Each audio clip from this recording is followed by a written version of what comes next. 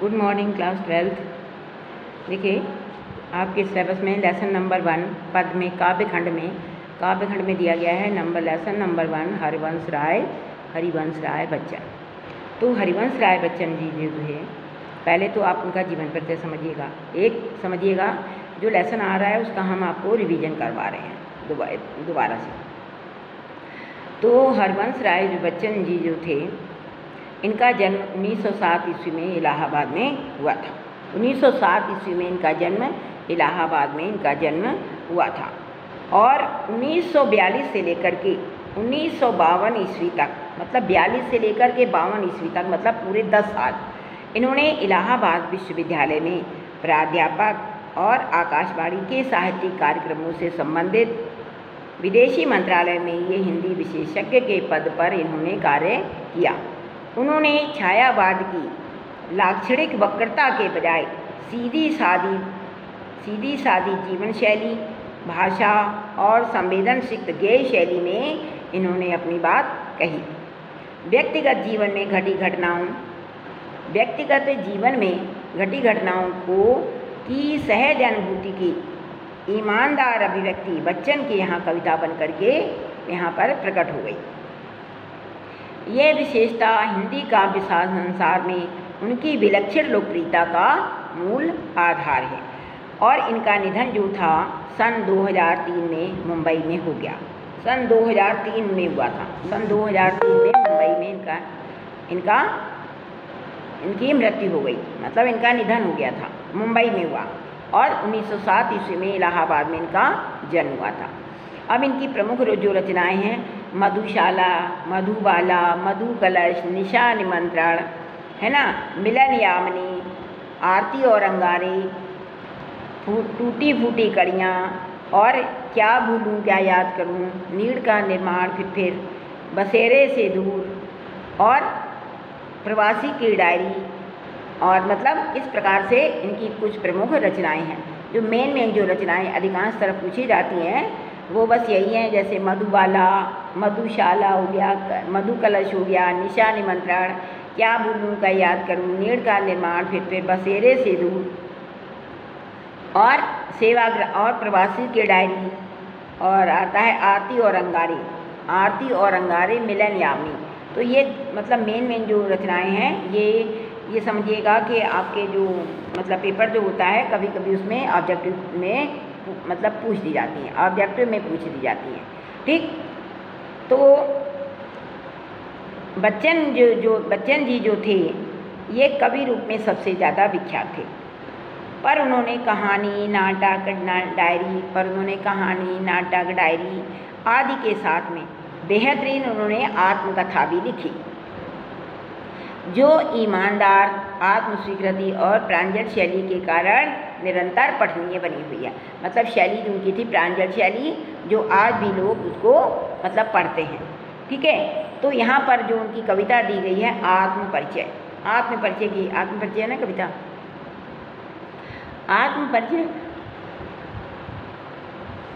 आत्मपरिचय का गीत। यहाँ उनकी कविता आत्मपरिचय तथा गीत संग्रह निशा निमंत्रण का एक गीत दिया जा रहा है।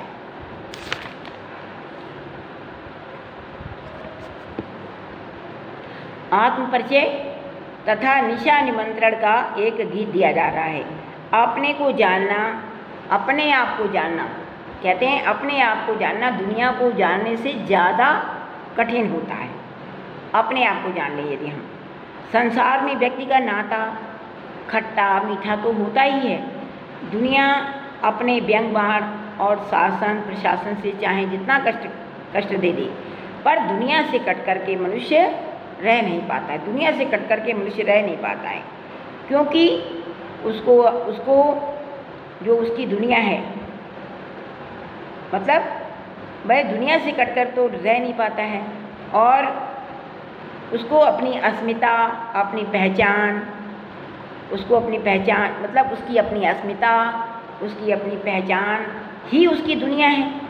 आत्मपरिचय देते हुए वह लगातार अपने को द्वंद्वात्मक संबंधों का मर्म का उद्घाटित करते हुए चलते हैं। द्वंद्वात्मक मतलब आपस में संघर्ष करते हैं। पूरी कविता का सारांश एक पंक्ति में यह बन जाता है कि दुनिया से मेरा संबंध प्रीति और कलह का है, कि दुनिया से मेरा जो संबंध है वो प्रीति का भी है और कलह का भी है, प्रीति और कलह का है, और मेरा जीवन विरुद्धों का सामंजस्य है। निशा निमंत्रण से उद्धव गीत में प्रकृति के दैनिक परिवशीलता के संबंध में विशेषकर मनुष्य के धड़कते हृदय को सुनने की काव्यात्मक यहाँ पर कोशिश की गई है। और गीत इस बड़े सत्य के साथ साथ समय के गुजरने के एहसास में लक्ष्य प्राप्ति के लिए कुछ कर गुजरने का जज्बा भी लिए रहता हुआ है, मतलब कुछ कर गुजरने का जज्बा भी लिए हुए हैं। तो पहले आता है, देखिएगा, आत्म परिचय मतलब होता है अपने आप का परिचय देना। तो लिखा है कि मैं जग जीवन का, देखिए ध्यान से वीडियो को आप पढ़ें, समझें और लेसन की तैयारी करें। मैं जग जीवन का भार लिए फिरता हूँ, फिर भी जीवन में प्यार लिए फिरता हूँ। कर दिया किसी ने झंकृत जिसको छूकर मैं सांसों के दो तार लिए फिरता हूँ। तो कहते हैं कर दिया किसी ने झंकृत मीन्स क्या होता है? झंकार करना, मतलब होता है ध्वनि निकलना, ध्वनित कर देना, है ना। भार, जग माने होता है संसार, जग मीन्स होता है संसार, और भार मीन्स होता है बोझ। जग जीवन का भार लिए फिरता हूँ, मतलब बोझा लिए फिरता हूँ, है ना। छूकर कर दिया किसी ने झंकृत जिनको छूकर मीन्स होता है स्पर्श करके, छूकर मीन्स होता है स्पर्श करके। तो प्रसंग में आप पहले लिखेंगे कि प्रस्तुत काव्यांश जो है हमारी पाठ्य पुस्तक आरोह भाग 2 के काव्य खंड में संकलित आत्म परिचय नामक कविता से लिया गया है। इसके रचयिता श्री हरवंश राय बच्चन जी हैं। इस काव्यांश में बच्चन जी ने स्वयं का परिचय देने का प्रयास किया है, मतलब स्वयं का परिचय मतलब आत्म परिचय, स्वयं का परिचय देने का इन्होंने प्रयास किया है। साथ ही समाज के साथ में अपने जो उनके खट्टे मीठे अनुभव हैं उनको उन्होंने वर्णन किया है, खट्टे मीठे अनुभवों का उन्होंने वर्णन किया है। वे कहते हैं कि मेरे कंधों पर जग जीवन का भार है। कहते हैं मैं जग जीवन का भार लिए फिरता हूँ। कहते हैं मेरे कंधों पर सारे संसार का, जग जीवन का, सारे संसार का भार है, फिर भी जीवन में प्यार लिए फिरता हूँ। फिर भी मेरे जीवन में प्यार जो है, प्रेम की भावना जो है विद्यमान है। अर्थात मैं अपनी वाणी से सभी की पीड़ा व्यक्त करता हूँ। कहते हैं फिर भी जीवन में प्यार लिए फिरता हूँ, मतलब मेरे कंधों पर सारे संसार का भार है और मेरे जीवन में प्रेम की भावना, फिर भी जीवन में प्यार लिए फिरता हूँ, फिर भी मेरे जीवन में प्यार की भावना या प्रेम की भावना विद्यमान है। क्योंकि दुनिया से मैं प्रेम के व्यवहार की अपेक्षा भी रखता हूँ। कर दिया किसी ने झंकृत जिनको छू करके। कहते हैं कि जब कोई मेरे हृदय को प्रेरित कर देता है, मतलब झंकृत कर देता है मतलब ध्वनियों के द्वारा हृदय को प्रेरित कर देता है। तो क्या होता है? तो मैं सांसों के दो तार लिए फिरता हूँ।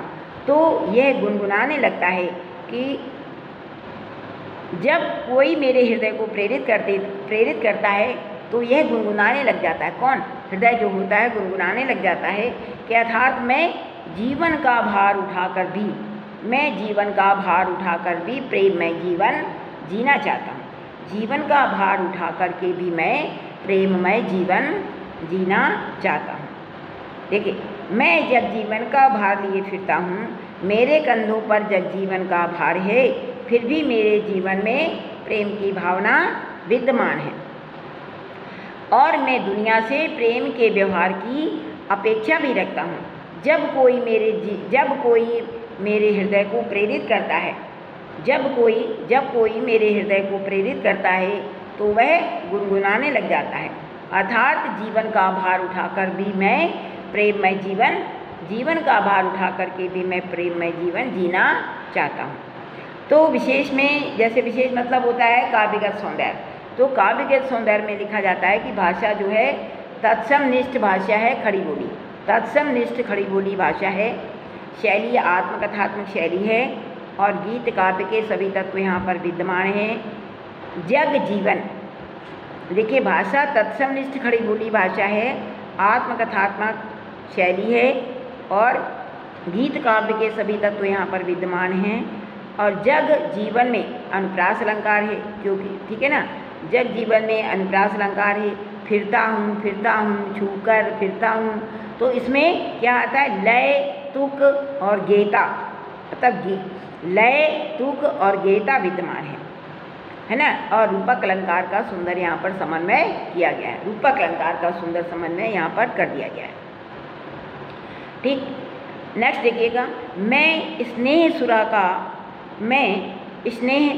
का पान किया करता हूँ, मैं कभी न जग का ध्यान किया करता हूँ। जग पूछ रहा उनको जो जग की गाते, मैं अपने मन का गान किया करता हूँ। सीधा, मैं स्नेह सुरा का पान किया करता हूँ। कहते हैं इस संसार में भले ही मुझे कितने कष्ट मिले हों, लेकिन मैं प्रेम की राह को छोड़ने वाला नहीं हूँ। मैं स्नेह सुरा का पान किया, स्नेह सुरा मतलब क्या होता है, प्रेम रूपी, सुरा मीन्स क्या होता है, सुरा मीन्स होता है मद, सुरा मीन्स क्या होता है, सुरा मीन्स क्या होता है, सुरा मीन्स होता है शराब।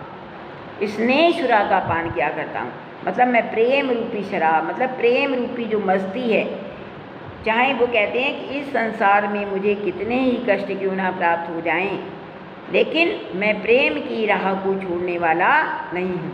या मैं स्नेह सुरा का पान किया करता हूँ, मैं प्रेम की मस्ती में हमेशा रहता हूँ और मैं कभी भी इस जग का ध्यान नहीं करता हूँ। जग पूछ रहा उनको जो जग की गाते हैं, जग पूछ रहा उनको जो जग के रीति रिवाजों पर, इस संसार के सभी रीति रिवाज जो होते हैं उन्हीं पर लागू होते हैं जो सांसारिकता के अनुरूप जीते हैं। मतलब इस संसार के जो रीति रिवाज हैं उन्हीं पर लागू होते हैं जो संसार के अनुसार जीते हैं। लेकिन मैं अपने मन का गान किया करता हूँ। मैं अपने मन का मतलब मैं अपने मन का एक स्वतंत्र प्राणी हूँ, मैं एक स्वतंत्र प्राणी हूँ और मैं अपने मन के अनुरूप ही आचरण करता हूँ। इतना सब कुछ होते हुए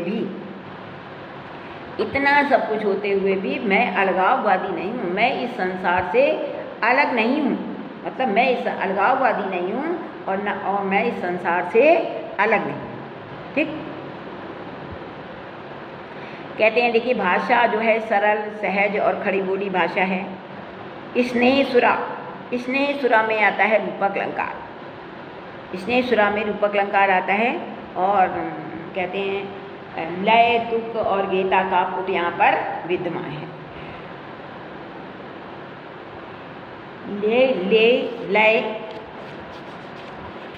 लय ताल, मतलब लय तुक ताल और गेता का पुट जो होता है यहाँ पर विद्यमान है। और कवि का जो है फक्कड़पन जो होता है, फक्कड़ जो लोग होते हैं जिनको किसी बात की चिंता नहीं होती है, कवि का फक्कड़पन जो है यहाँ पर विद्यमान है। आगे देखिए, मैं निज उर के उद्गार लिए फिरता हूँ, मैं निज उर के उपहार लिए फिरता हूँ, मैं ये अपूर्ण संसार न मुझको भाता, मैं स्वप्नों का संसार लिए फिरता हूँ। कहते हैं कि कवि ने संसार के संबंध में अपने विचार प्रकट किए हैं। वे संसार में रहते हुए भी सबसे अलग है, संसार में रहते हुए भी सबसे अलग है। कि देखिए हरिवंश राय बच्चन जी कहते हैं कि एक कवि हृदय होने के नाते मेरी दुनिया अलग ही है, कि मैं निज उर के उद्गार लिए फिरता हूँ, मतलब निज माते मतलब मैं होता है अपने। वो कहते हैं मैं एक कवि हृदय होने के नाते। हेलो मम्मा, मेरा फ्लेवर याद है ना आपके? हेलो, हाँ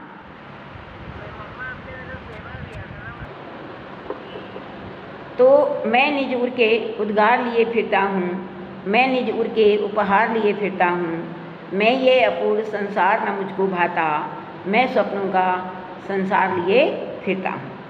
तो कवि ने संसार के संबंध में अपने इसमें विचार प्रकट किए हैं। कवि कहता है कि कवि हृदय होने के नाते मेरी जो दुनिया है वो अलग ही है। मैं दुनिया के सामान्य व्यवहार के विपरीत हर समय अपने हृदय में उठने वाली प्रेम की भावनाओं से मैं चालित होता हूँ, मतलब मैं उसी से चलता हूँ। उद्गार लिए फिरता हूँ, मैं निज उर के उपहार लिए फिरता हूँ, मतलब अपनी वाणी में लोगों के कल्याण के मैं गीत गाता हूँ।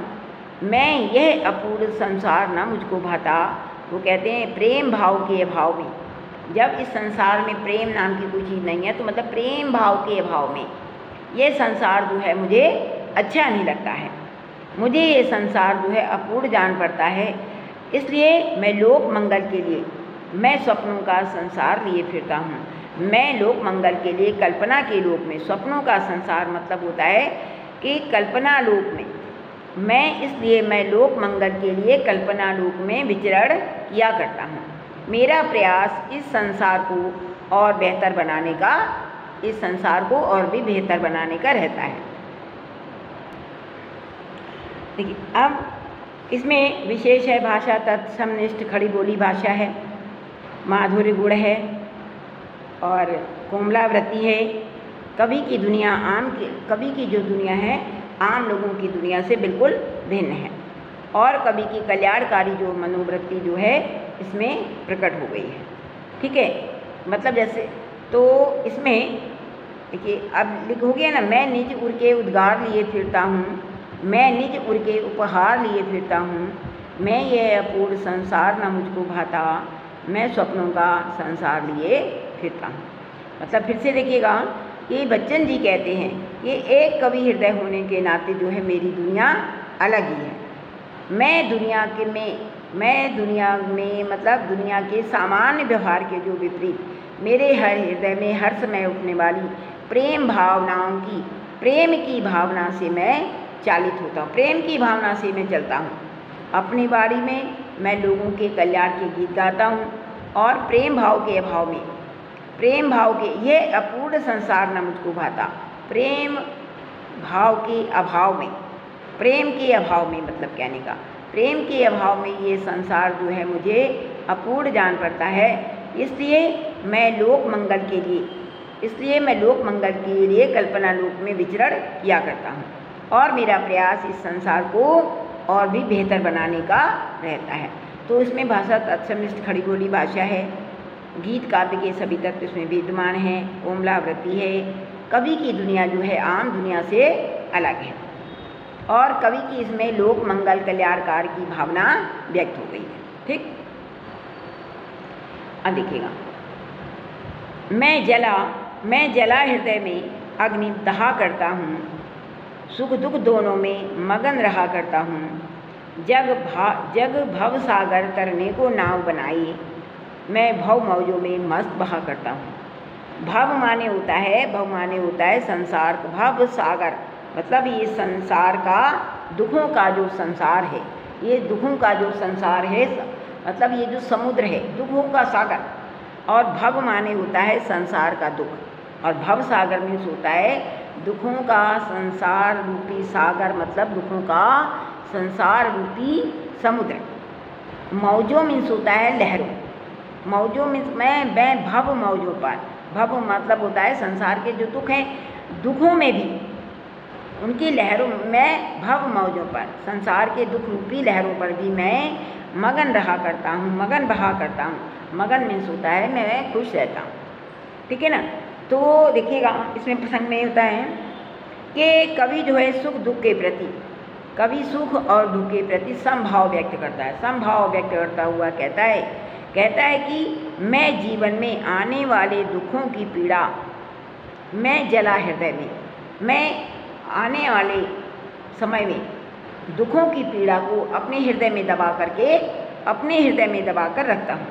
ऐसा करने पर क्या होता है, अग्नि दहा करता हूँ। इससे क्या होता है, मेरे हृदय को बहुत कष्ट होता है, मेरे हृदय को बहुत दुख होता है, पीड़ा होती है।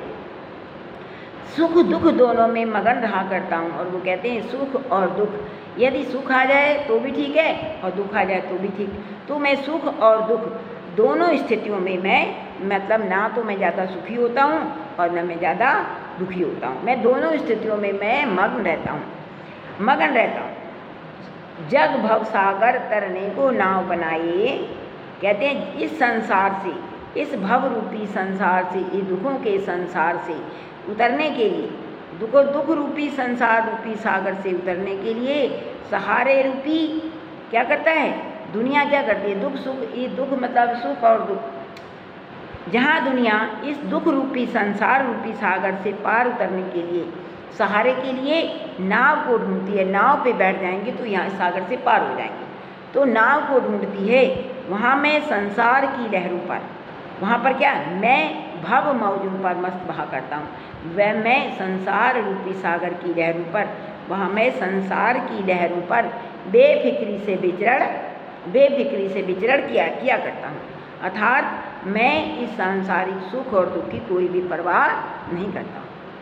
तो इसमें देखिएगा भाषा जो है संस्कृत निष्ठ खड़ी बोली भाषा है। और भव सागर,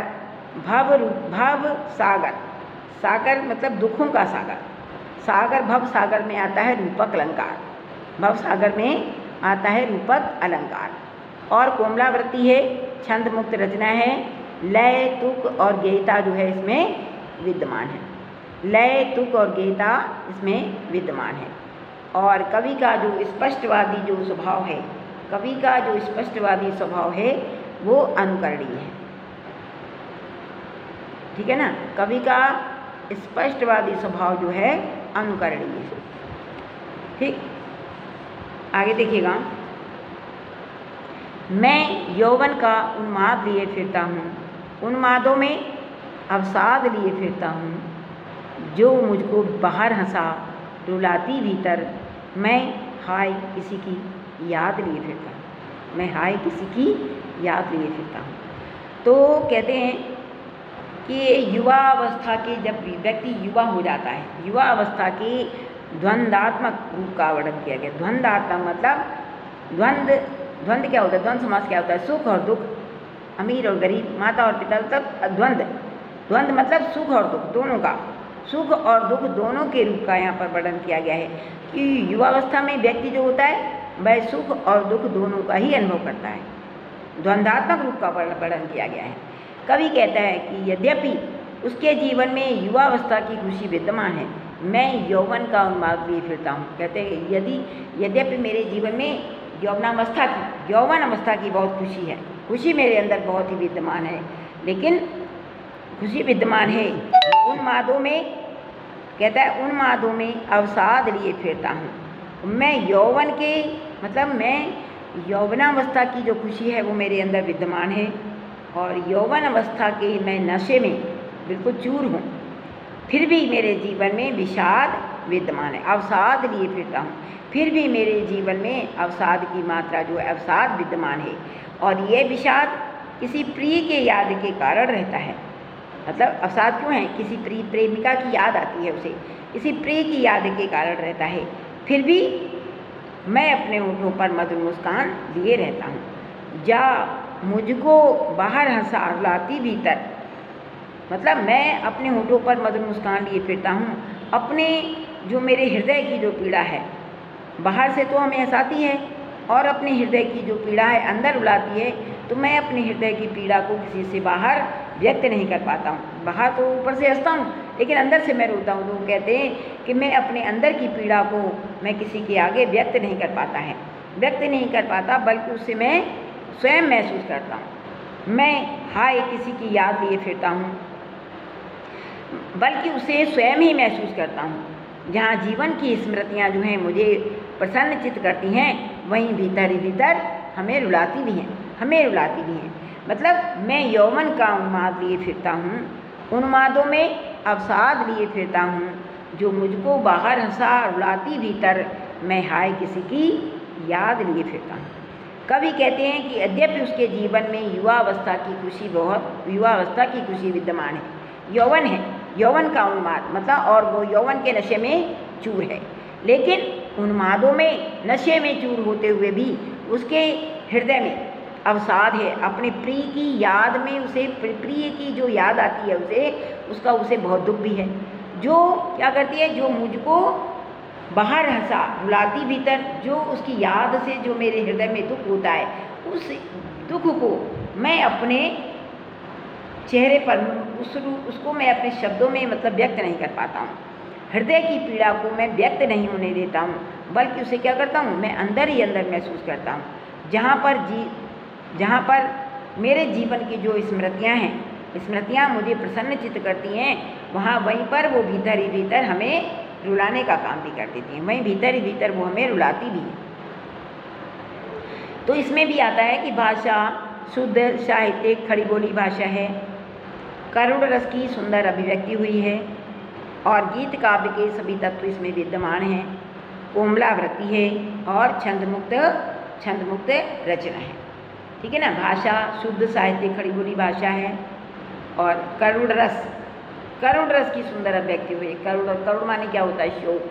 करुण रस की सुंदर अभिव्यक्ति हुई है, गीत काव्य के सभी तत्व इसमें विद्यमान हैं, कोमलावृत्ति है, लय तुक और गेयता का सुंदर समन्वय किया गया है, और ये एक छंदमुक्त रचना है। ठीक, और यह एक छंदमुक्त रचना है। ठीक, ओके। अब देखिएगा, कर यत्न मिटे सब सत्य किसी ने जाना, नादान वही है हाय जहाँ पर दाना, फिर मूड न क्या जग जो इस पर भी सीखे, मैं सीख रहा हूँ सीखा ज्ञान भुलाना। कर यत्न मिटे सब, कहते हैं कवि ने इसमें सत्य को बिल्कुल उद्घाटित कर दिया है, सत्य का रहस्योद्घाटन कर दिया है। कवि का सत्य के प्रति जो दृष्टिकोण है, इस कवि का जो सत्य के प्रति दृष्टिकोण है, वो इस संसार से जुदा है, इस संसार से बिल्कुल अलग है। क्या कवि कहता है कि जीवन के मर्म को जानने के लिए, कवि कहता है कि जीवन के मर्म को जानने के लिए सभी ने भरसक प्रयत्न किए, कर यत्न मिटे सब। इस जीवन के मर्म को जानने के लिए सभी ने बहुत से प्रयत्न किए, पर सत्य किसी ने जाना, क्वेश्चन मार्क लगाया। सत्य क्या किसी ने सत्य को जान पाया? क्या कोई सत्य को जान पाया? नहीं। नादान वही है हाय जहाँ पर दाना, कहते इस दुनिया में नादान और दानव प्रकृति के लोग जो होते हैं एक साथ देखे जा सकते हैं। नादान वही है हाय जहाँ पर दाना, मतलब यहाँ इस संसार में नादान प्रवृत्ति के और दानव प्रवृत्ति के लोग जो हैं एक साथ देखे जा सकते हैं। क्यों?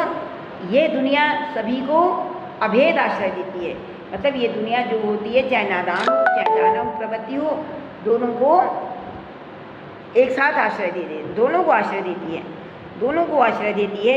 जो लोग इतने पर भी दुनिया का मर्म नहीं समझे, फिर मूढ़ न क्या जग जो इस पर भी सीखे, जो इस चीज़ को समझ नहीं पाया है कि मतलब संसार जो है मूर्खों को भी देती है, नादान व्यक्तियों को भी देती है, और दानव प्रवृत्ति वाले लोगों को भी संसार में आश्रय देती है। तो जो इस बात को नहीं समझ पाया है तो वह मूर्ख है। हमें दुनिया के भी इस व्यवहार से सीख लेनी चाहिए। जो इस पर भी सीखे, मैं सीख रहा हूँ सीखा ज्ञान भुलाना, कहते हैं इस दुनिया के व्यवहार से हमें सीख लेनी चाहिए। कवि कहते हैं कि मैं भी आज दिन तक सीख ही रहा हूँ, और जीवन के रहस्यों को जानने का मैं प्रयास भी कर रहा हूँ, और जीवन के रहस्यों को जानने का मैं प्रयास भी कर रहा हूँ। कि कहते मतलब कर यत्न मिटे सब, जीवन के मर्म को समझने के लिए मैंने भरसक प्रयत्न किए, परंतु सत्य किसी ने जाना, क्या कोई सत्य को जान पाया? क्वेश्चन मार्क लग गया है ना। क्या सत्य किसी ने जाना? सत्य के मर्म को कोई भी समझ नहीं पाया।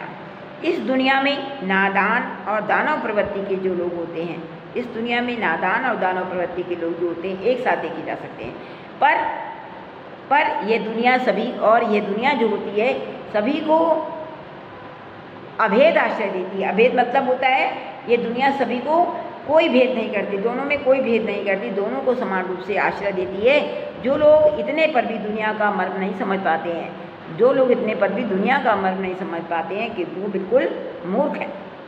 मैं सीख रहा हूँ, वो कहते हैं आज दिन तक मैं जीवन के मर्म को ही समझ रहा हूँ। सीखा ज्ञान भुलाना, सीख मतलब हमें इस दुनिया के व्यवहार से एक सीख लेनी चाहिए, और मैं आज दिन तक सीख ही रहा हूँ, और इस जीवन के रहस्य को जानने का, और इस जीवन के रहस्य को जानने का मैं प्रयास भी कर रहा हूँ, और इस जीवन के रहस्य को जानने का मैं प्रयास भी कर रहा हूँ। ठीक। अब देखिए इनकी भाषा जो है सरल, सहज और खड़ी बोली भाषा है, और प्रश्नात्मक शैली है। क्या सत्य किसी ने जाना, मतलब क्वेश्चन मार्क लगाए तो हो गया। प्रश्नात्मक शैली है, और कवि का इसमें दार्शनिक रूप प्रकट हो गया है। कोमलावृत्ति है। लय, तुक और गेयता विद्यमान है। लय, तुक और गेयता जो है इसमें विद्यमान है। ठीक। और छोटे छोटे शब्दों के प्रयोग से कविता में गतिशीलता आ गई है। छोटे छोटे शब्दों के प्रयोग से इसमें गतिशीलता आ गई है। ठीक है बेटा, अब आगे पढ़ाएंगे हम लोग नेक्स्ट डे। ठीक।